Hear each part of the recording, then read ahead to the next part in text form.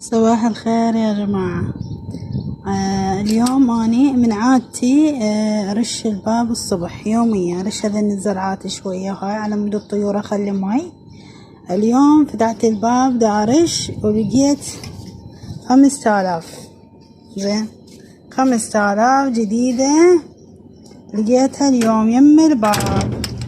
وإحنا يعني تكرمون الزبل تجي يم بابنا، زين الطير توقف يم بابنا. فهل الخمسة هاي حلالي بلالي ولا بيها اشكال؟ انا اقول حلالي بلالي، زين لا انطيها ولا يصرفها لي اني. فانتوا شو تقولون؟ حلالي بلالي؟ والله جديدة، انا عبالي بيها باطل. زين فلا جديدة باكيت عبالك استوها واقعة يم الباب. وها بابي ما حد يقدر يمشي من يمها باعه، يعني ما حد يمشي من يمها، هي بس الزبل تجي لهنا.